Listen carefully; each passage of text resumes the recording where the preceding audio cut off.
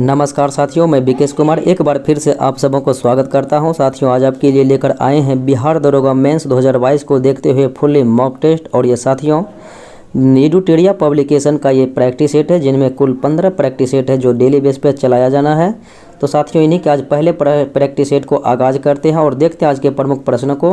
PDF आपको knowledge junction मस्ती Telegram channel पर उपलब्ध रहेगा, वहाँ से आप डाउनलोड करके देख सकते हैं, बना सकते हैं। तो साथियों, मेरा पहला प्रश्न इस प्रकार से है, कहता है दयाराम साहनी ने किस हड़प्पा कालीन स्थल का जो है उत्खनन कराया था। तो साथियों, हड़प्पा कालीन स्थल जो है ये था हड़प्पा, जिनकी खोज ये जो है दयाराम साहनी के द्वारा किया गया, जबकि मोहनजोदड़ो की खोज राखालदास बनर्जी के द्वारा किया गया। मोहनजोदड़ो सिंधु नदी के किनारे और हड़प्पा रावी नदी के किनारे पाकिस्तान में है। अगले प्रश्नों को देखें, कहता है अनेकांतवाद का संबंध किस धर्म से है। तो ये साथियों जैन धर्म से संबंधित है। अगला प्रश्न देखें, कहता है चोल शासन प्रणाली की सर्वाधिक महत्वपूर्ण विशेषता क्या थी। तो चोल वंशों ने जो है स्थानीय स्तर पर जो है शासन प्रणाली की नींव डाली थी, तो यह जो है स्थानीय शासन के लिए काफ़ी प्रसिद्ध रहा था। अगला सवाल देखें, कहता है प्रसिद्ध हल्दी घाटी का युद्ध। तो साथियों महाराणा प्रताप और अकबर के द्वारा लड़ा गया था, जिसमें अकबर के सेनापति मान सिंह और महाराणा प्रताप के सेनापति हकीम खान थे। 18 जून 1576 ईस्वी को लड़ा गया था। भारत में चिश्ती सिलसिला की स्थापना तो मोइनुद्दीन चिश्ती के द्वारा किया गया था और मोइनुद्दीन चिश्ती का दरगाह जो है अजमेर में है। अगला प्रश्न कहता है किस मुगलकालीन इमारत में सर्वप्रथम जो है पित्रा-दोरा नामक जराऊ काम किया गया था। तो ये साथियों एतमाद-उद-दौला का मकबरा बनाया गया था, जिसमें सर्वप्रथम पित्रा-दोरा नामक जराऊ का जो है प्रयोग किया गया था। और ये जो है नूरजहाँ के द्वारा इसका निर्माण करवाया गया था, क्योंकि उनके ये पिता थे। कहता है तबकात-ए-नासिरी पुस्तक जो है ये साथियों लिखा गया था मिन्हास-उस-सिराज के द्वारा, जबकि तारीख़-ए-फिरोज़ शाही जियाउद्दीन बर्दी के द्वारा लिखा गया है। और बात करें अल-बरूनी के द्वारा, तो इन्होंने तब ये जो है तहक़ीक़-ए-हिंद नामक पुस्तक लिखा था। अगला सवाल है निम्नलिखित में से किस गवर्नर जनरल ने दास प्रथा को अंत किया था। तो लॉर्ड हेलनबरो के द्वारा किया गया था 1843 ईस्वी में दास प्रथा को समाप्त। अगले प्रश्नों को देखें, कहता है 1857 के क्रांति के समय भारत का गवर्नर जनरल तो यह था लॉर्ड कैनिंग, क्योंकि यह भारत का प्रथम वायसराय बना था, क्योंकि इसी समय में भारत शासन अधिनियम 1858 पारित हुआ था। मोपला विद्रोह भारत के किस राज्य में हुआ था। तो केरल के मालाबार तट में हुआ था और इसका नेतृत्व अली मुल्सियार के द्वारा किया गया। कथा अस्थाई बंदोबस्त की नीति सर्वप्रथम कहाँ पर लागू हुई। ये बंगाल बिहार क्षेत्र में जो है 1793 ईस्वी में लागू किया गया था कॉर्नवालिस के द्वारा अस्थाई बंदोबस्त, जो कि कुल भूमि का जो है 19% भूभाग पर लगाया गया था। अगले प्रश्नों को देखें, कहता है स्वदेशी आंदोलन की शुरुआत तो बंगाल विभाजन की घोषणा 19 जुलाई 1905 को किया गया था लॉर्ड कर्जन के द्वारा। इनके खिलाफ स्वदेशी आंदोलन 7 अगस्त 1905 को किया गया था, जबकि 16 अक्टूबर 1905 को बंगाल विभाजन पूर्णतः कर ही दिया गया था। अगला सवाल देखिए, कहता है अभिनव भारत नामक गुप्त क्रांतिकारी संगठन की स्थापना जो है विनायक दामोदर सावरकर के द्वारा किया गया था 1904 में। अगला सवाल 1916 ईस्वी में निम्न में से किसने कांग्रेस के नरम दल एवं गरम दल को एक मंच पर लाने की महत्वपूर्ण भूमिका निभाई थी। तो ये निभाई थी एनी बेसेंट, जबकि लखनऊ अधिवेशन 1916 की अध्यक्षता अंबिका मजूमदार ने किया था, और जबकि 1917 में इसीलिए इसे जो है 1917 में एनी बेसेंट को जो है कांग्रेस की अध्यक्षता दिया गया था कोलकाता में। अगला सवाल कहता गांधी जी एवं अम्बेडकर के बीच पूना पैक्ट हुआ था। तो ये हुआ था 1932 में, जबकि गांधी इरविन समझौता 1931 में। प्रथम गोलमेज सम्मेलन 30 में, द्वितीय 31 में और तृतीय 32 में। कहता है विश्व शौचालय दिवस तो ये नवंबर में मनाया गया था 19 नवंबर को, और ये जो है इसका थीम रखा गया था वैल्यूइंग टॉयलेट का जो है वैल्यू। अगला सवाल देखें, तनामी मरुस्थल निम्नलिखित देश में है। तो तनामी मरुस्थल यह है ऑस्ट्रेलिया में। अगले प्रश्नों को देखें, कहता है सिंधु नदी का उद्गम स्थल। तो सिंधु नदी का उद्गम स्थल होता है तिब्बत के मानसरोवर झील के पास राकसताल से। तिब्बत के मानसरोवर झील के पास राकसताल से होता है। तो ऑप्शन नंबर बी हो जाएगा, क्योंकि राकसताल ऑप्शन में मौजूद है। कहता है निम्नलिखित में से कौन नीलगिरी पहाड़ी की सबसे ऊंची चोटी है। तो नीलगिरी पहाड़ी की सबसे ऊंची चोटी जो है यह है डोडा बेटा। और अनाईमुदी ये अन्नामलाई की पहाड़ी की ऊंची चोटी है। सतपुड़ा के जो है सबसे ऊंची चोटी है धूपगढ़ी, और यह जो है मैकाल की सबसे ऊंची चोटी है अमरकंटक। अगला सवाल देखें, कहता है उत्तर भारत के मैदानी भागों में शीत ऋतु में वर्षा तो ये होती है पश्चिमी विक्षोभ के कारण। और बात करें तो शीत ऋतु अर्थात जाड़े के दिनों में जनवरी फरवरी में जो है तमिलनाडु के तटों पर बारिश होता है लौटती मानसून या फिर उत्तर पूर्व मानसून के द्वारा, जबकि दक्षिण पश्चिम मानसून के द्वारा जो है सर्वाधिक वर्षा होती है लगभग 75 से 80%। अगला सवाल, निम्नलिखित में से कौन सी मिट्टी चाय के लिए उपयुक्त है? तो चाय के लिए उपयुक्त मिट्टी है लेटराइट मिट्टी, जबकि काली मिट्टी जिसे रेगोड़ मिट्टी कहते हैं कपास की खेती के लिए उपयुक्त होता है। अगला सवाल कहता है भारत में सर्वाधिक ग्रामीण जनसंख्या प्रतिशत वाला, तो प्रतिशत के हिसाब से तो यह है हिमाचल प्रदेश। अगला सवाल देखा जाए, कहता है कीबिल लेमजाओ राष्ट्रीय उद्यान, तो काबुल लमजाओ राष्ट्रीय उद्यान विश्व का एकमात्र तैरता हुआ अभयारण्य है, तो यह है मणिपुर राज्य। अगले सवाल को देखें, कहता है सरहिंद जो है नहर परियोजना, तो सरहिंद नहर परियोजना उत्तर प्रदेश में है सरहिंद नदी पर। निम्नलिखित में से किस राज्य को धान का डलिया, तो धान का डलिया कहा जाता है छत्तीसगढ़ को। अगला सवाल है, निम्नलिखित में से कौन सा जीवाणु मिट्टी में स्वतंत्र रूप से रहते हुए नाइट्रोजन को नाइट्रेट में परिवर्तित करता है? तो मिट्टी में स्वतंत्र रूप से जो है नाइट्रोजन को नाइट्रेट में बदलने का कार्य यह है करता है क्लोरोबियम। अगला सवाल देखें, कहता है नंदा देवी बायोस्फीयर रिजर्व, तो नंदा देवी बायोस्फीयर रिजर्व यह है उत्तराखंड में। अगला सवाल है, कहता है मॉन्ट्रियल प्रोटोकॉल का संबंध ओजोन परत के संरक्षण से है, तो ये 16 सितंबर 1987 को हुआ था मॉन्ट्रियल कनाडा में। जबकि कॉर्टिजोना प्रोटोकॉल जैव विविधता यानी कि जैव सुरक्षा से है। और बात करें क्योटो प्रोटोकॉल, तो वह है ग्रीन हाउस प्रभाव से। अगला सवाल कहता है गोल्डन राइस में, तो गोल्डन राइस में जो है विटामिन ए पाया जाता है, और विटामिन ए का प्रमुख स्रोत की बात करें तो गाजर भी है, और विटामिन सी में आंवला होता है, विटामिन डी सूर्य का प्रकाश, और विटामिन ई का जो है मुख्य स्रोत अंकुरित अनाज। अगला सवाल, राष्ट्रीय बागवानी मिशन भारत सरकार द्वारा किस वर्ष जो है आरंभ किया गया था? तो ये आरंभ किया गया था 2005 ईस्वी में। अगले प्रश्नों को देखें, निम्नलिखित में से कौन सा क्षार डीएनए में उपस्थित नहीं रहता है? तो डीएनए में 4 प्रकार के जो है क्षार पाया जाता है, एडेनिन, गुआनिन, थायमिन, साइटोसिन। तो थायमिन पाया जाता है, यहाँ पर यूरेसिल जो है ये पाया जाता है थायमिन की जगह यूरेसिल, तो ये आरएनए में पाया जाता है। तो अगला प्रश्न देखें, कहता है कवक में जो है किस रूप में भोजन संचित रहता है? तो कवक में भोजन जो है ग्लाइकोजन के रूप में संचित रहता है, जबकि कवक की कोशिका भित्ति काइटिन की बनी होती है। अगला सवाल देखें, कहता है रैबिडो वायरस द्वारा होने वाली बीमारी कौन सी है? तो रैबिडो वायरस द्वारा जो कौन सा रोग होता है? तो ये होता है रेबीज, ऑप्शन नंबर डी। अगले सवाल को देखें, कहता है किस ग्रंथि से निकलने वाले हार्मोन को लड़ो एवं ओरो हार्मोन कहा जाता है? तो ये अधिवृक्क अर्थात एड्रिनल ग्लैंड से निकलती है। अगला सवाल देखें, कहता है क्लोरोफिल में उपस्थित होता है, तो क्लोरोफिल में जो है मैग्नीशियम नामक धातु उपस्थित रहता है।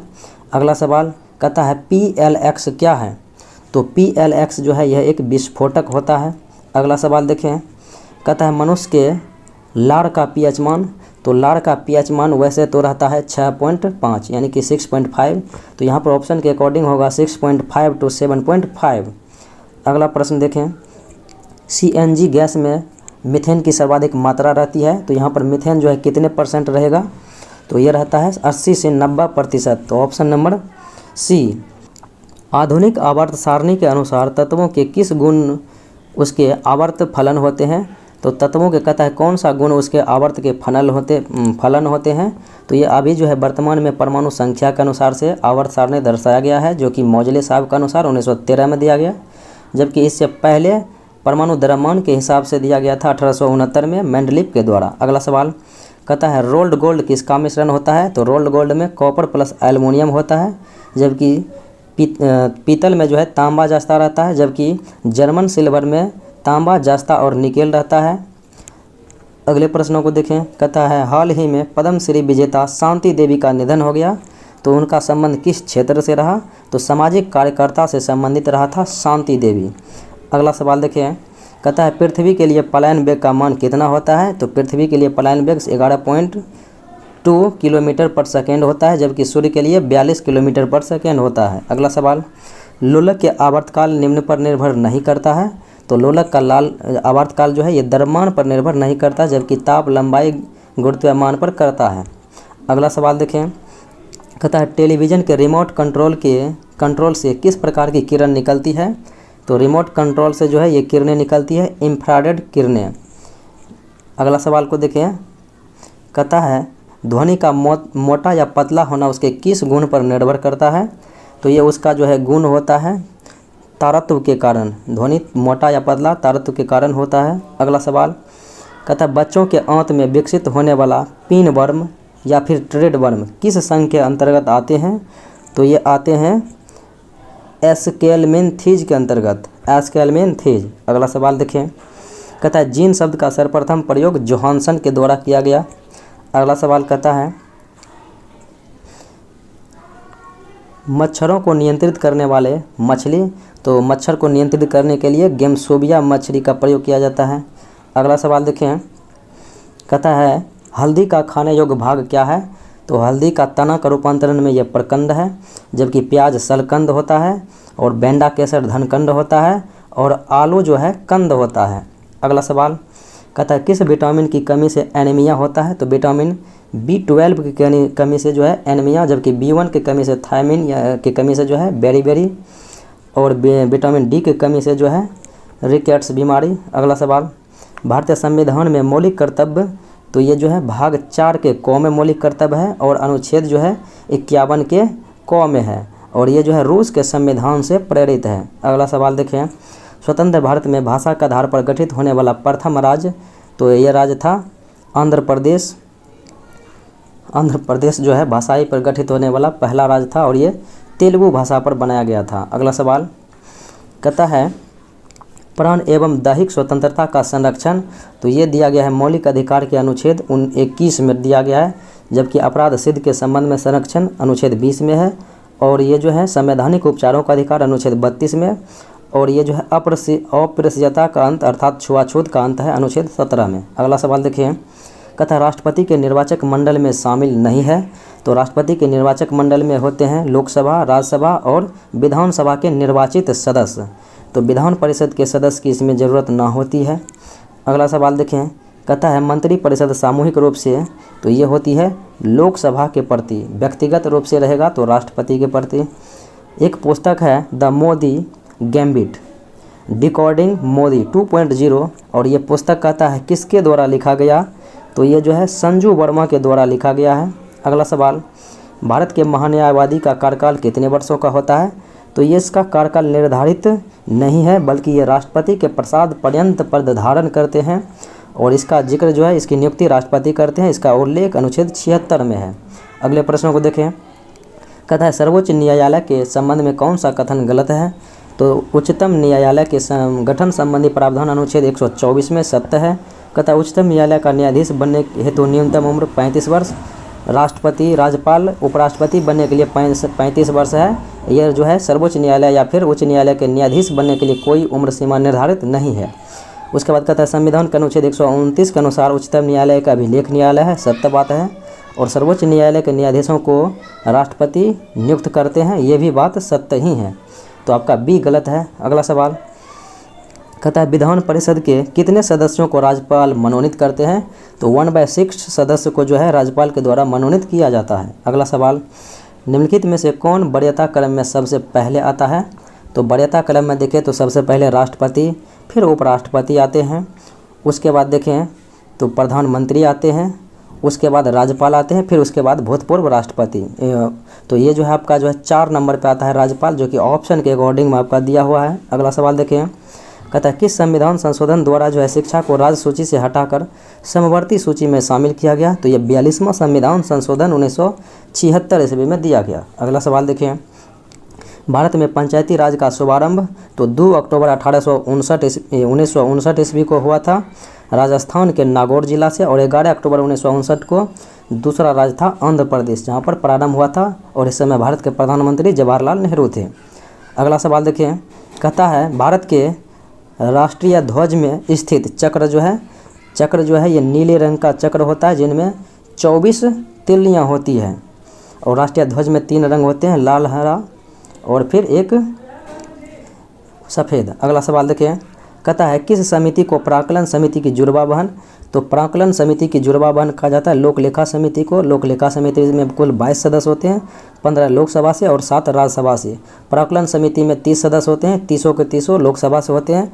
और प्राक्कलन समिति के अध्यक्ष जो होते हैं वो सत्ताधारी के नेता होते हैं, और जबकि विपक्ष के नेता होते हैं लोक लेखा समिति के अध्यक्ष। अगला सवाल देखें, निम्नलिखित में से कौन सा एक कारण राष्ट्रीय आपातकाल लागू करने का आधार नहीं है?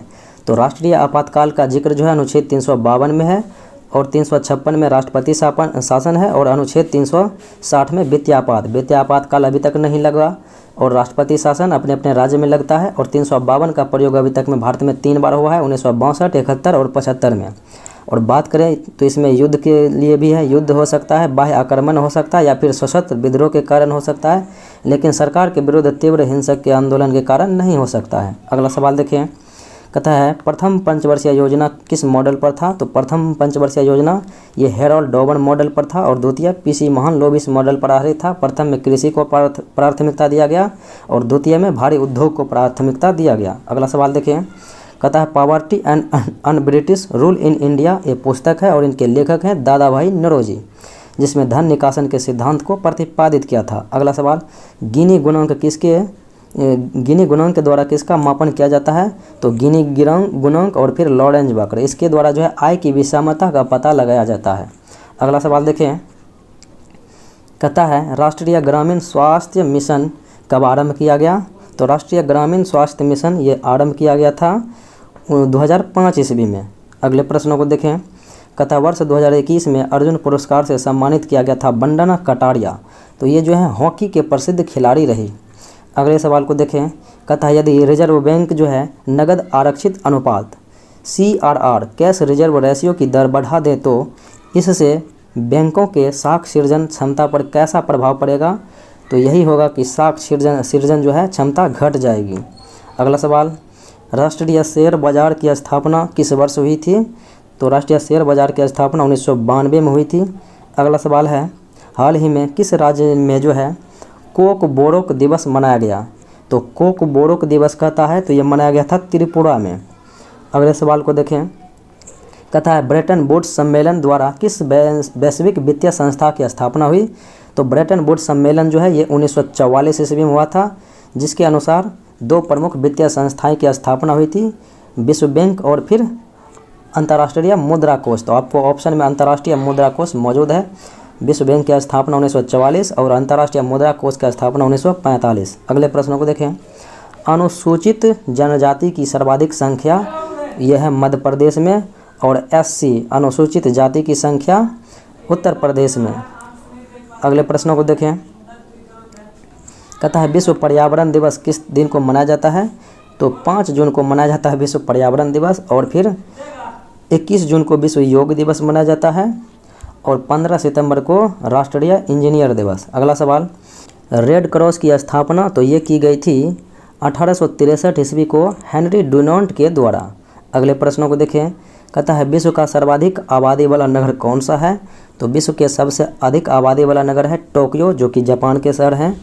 और बात करें साथियों तो सर्वाधिक क्षेत्रफल में जो है लंदन है। अगला सवाल, कहता है भारतीय राष्ट्रीय कांग्रेस की प्रथम महिला अध्यक्ष तो ये बनी थी 1917 ईस्वी में।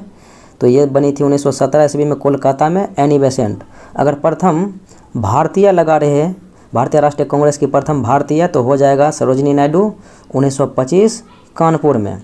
अगले प्रश्नों को देखें, कहता है रेड क्लिफ रेखा का निर्धारण 15 अगस्त 1947 ईस्वी को खींचा गया था सर कॉर्डल रेड क्लिफ के द्वारा, और ये भारत और पाकिस्तान के बीच है। जबकि बात करें पाकिस्तान अफगानिस्तान के बीच तो यह है डुरंड रेखा, भारत चाइना के बीच मैकमोहन रेखा। अगले प्रश्नों को देखें, कहता है गणितीय चिन्हों का वह जो है सही संयोजन कीजिए जिसके क्रमिक रूप से चिन्ह पर जो है इस समीकरण को रखने पर यह संतुलित हो जाएगा। तो साथियों ऐसा किसी भी जो है समीकरण को आप रखेंगे तो ये सॉल्व होने वाला नहीं है, ये प्रश्न जो है गलत दिया हुआ है। अगले प्रश्नों को देखें, एक रेलगाड़ी पश्चिम दिशा में 120 किलोमीटर प्रति घंटा की रफ्तार से चलती है और वह 120 किलोमीटर चलती है। चलिए यहाँ से आया और यहाँ से पश्चिम की ओर आया 120 किलोमीटर, क्योंकि आपका इधर वाले साइड ईस्ट है और इधर है वेस्ट, ऊपर में नॉर्थ होता है और नीचे में साउथ होता है, इस प्रकार से बनाया जाता है। तो 120 किलोमीटर पश्चिम की ओर चला है। फिर कहता है 30 किलोमीटर दक्षिण की ओर, 30 किलोमीटर, चलिए इधर आ गया। और फिर कहता है 80 किलोमीटर जो है किधर चला, फिर 80 किलोमीटर जो है पूर्व की ओर चला। तो 80 किलोमीटर ये पूर्व की ओर इधर आ गया।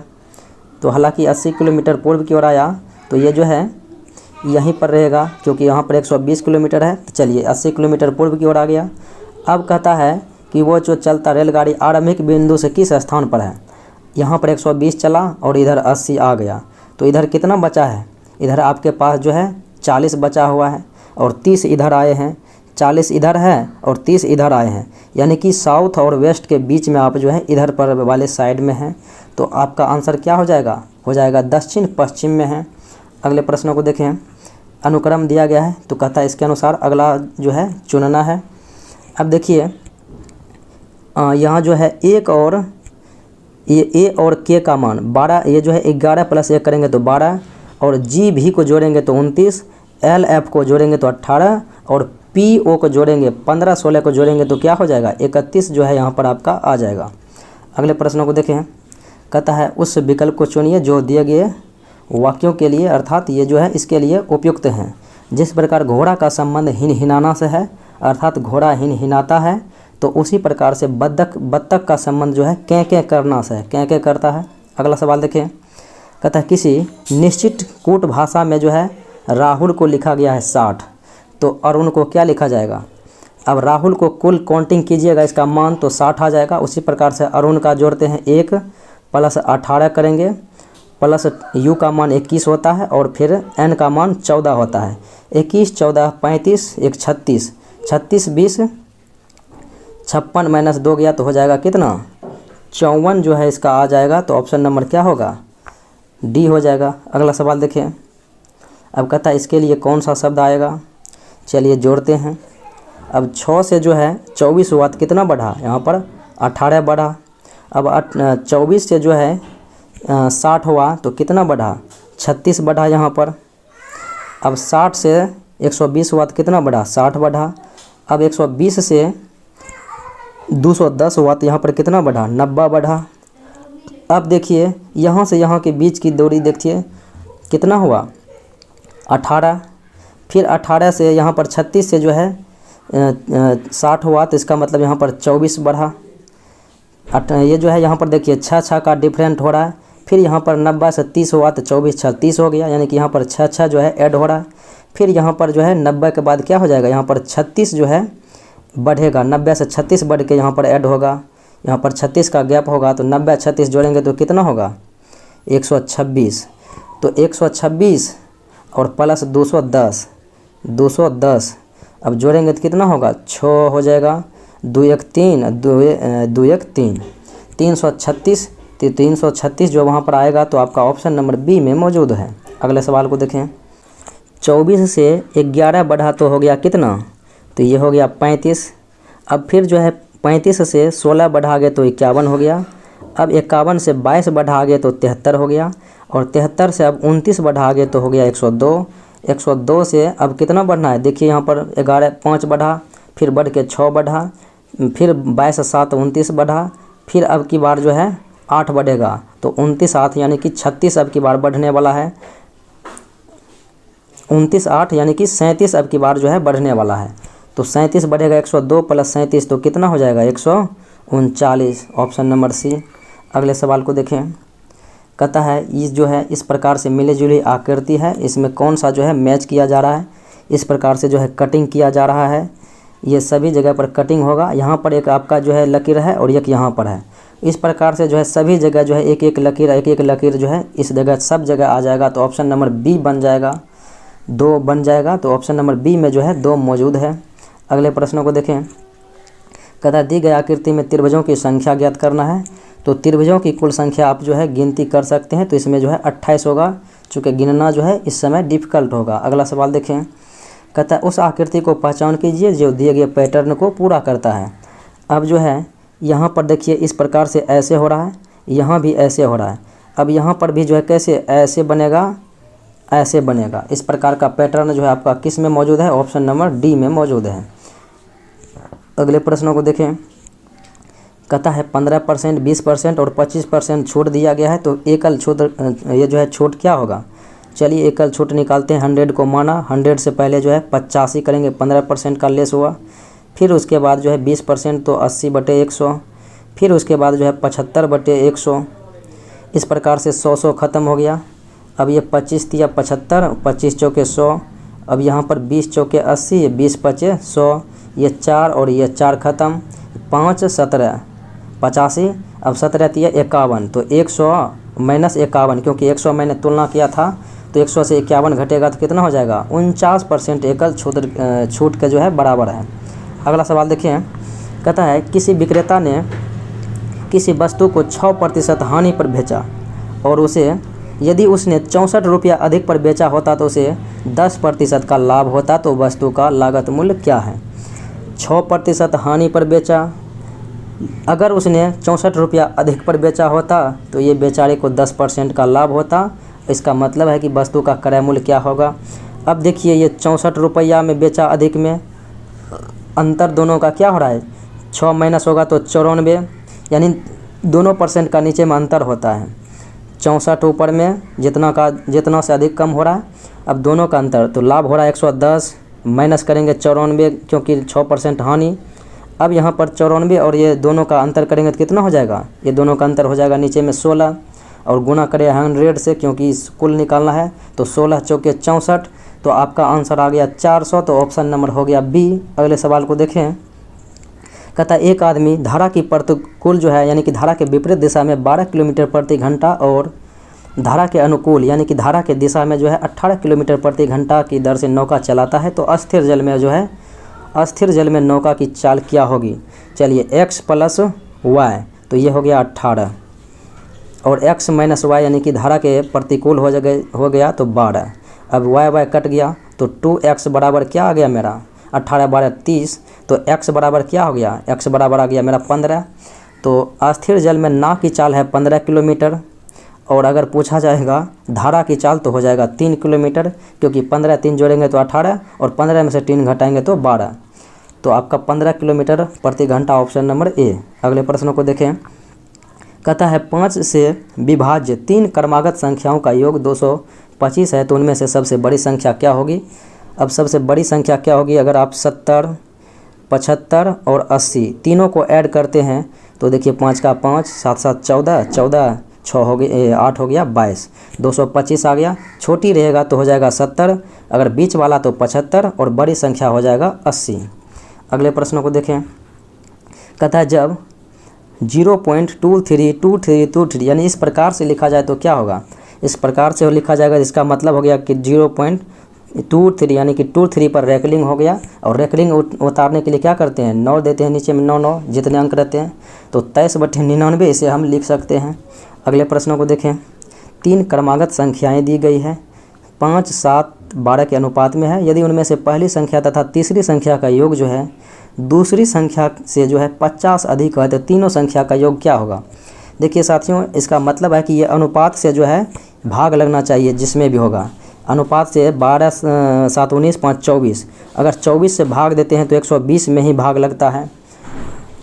24 पचे 100, यानी कि मेरा मान 5 आया, और 5 से अनुपात दिया है तो 5 पचे 25 हो जाएगा। एक का मान हो जाएगा 5 7 35, और एक का मान हो जाएगा 12 पंचे 60। अब जो है कहता है पहली और तीसरी यानी कि 60 और जो है क्या 25 को जोड़ेंगे तो कितना हो जाएगा 85। 60 और 25 को जोड़ेंगे तो 85, और कहता है दूसरी से जो है 50 अधिक है, तो दूसरी से 50 तो अधिक है क्योंकि 35 है, इसमें 50 जोड़ेंगे तो हो जाएगा 85। तो इस प्रकार से आपका आंसर जो है डी हो जाएगा। अगले प्रश्नों को देखें, कहता है 5 सेंटीमीटर 4 सेंटीमीटर और 3 सेंटीमीटर यानी कि लंबाई चौड़ाई ऊंचाई दिया गया है षट फलक का, तो विकर्ण क्या होता है, विकर्ण हो जाता है इसका जो है √100 में स्क्वायर, तो 5 का स्क्वायर हो जाएगा, 5 का स्क्वायर प्लस 4 का स्क्वायर हो जाएगा, 4 का स्क्वायर प्लस 3 का स्क्वायर का √100। अब कितना हो जाएगा 25 16 41 9 50, √100 50, इसका मतलब हो गया 5 25 √2 यानी 5 √2 हो जाएगा ऑप्शन नंबर बी।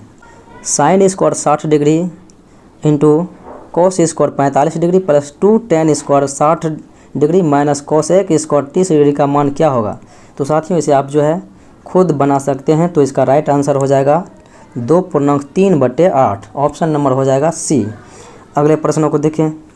कहता है ए जो है किसी काम को 10 दिन में, बी उसी काम को 12 दिन में, सी उसी काम को 15 दिन में। तो ए बी सी तीनों जो है इस काम को कितने दिन में, ये कर रहा है 10 दिन में, ये कर रहा है 15 दिन में और ये कर रहा है 12 दिन में। तीनों का एलसीएम लेंगे तो हो जाएगा 60 और ये 10 चौके 60, ये 15 चौके 60 और ये 12 पंचे 60। यानी कि ये जो है इतने इतने दिनों में करता है। इसका मतलब एक दिन में 10 वाला जो है 6 काम और 15 वाले 4 काम और 12 वाले 5 काम, तीनों मिल के कितना, तो ये 6 4 10 5 15 से भाग देंगे इसके जो है क्षमता से। तो 15 से भाग देंगे तो कितना हो जाएगा, बराबर में 4 दिन। तो ऑप्शन नंबर ए। अगले प्रश्नों को देखें। कहता है ए बी ओ केंद्र वाले वृत्त की जीवा है और पी वृत्त पर कोई बिंदु है। यदि कोण ए पी बी 122 डिग्री हो तो कोण ओ ए बी का मान क्या होगा। तो साथियों ये आप जो है खुद से निकाल सकते हैं। इसका राइट आंसर जो है वो होगा 32 डिग्री। चूँकि निकालने 2 4 जो है क्रम संख्या पे चलने के बाद ही निकलेगा, इसलिए तो यहीं पर साथियों आज का जो है मुख्य विश्लेषण को समाप्त करते हैं। मिलते हैं फिर अगले वीडियो में। जय हिंद।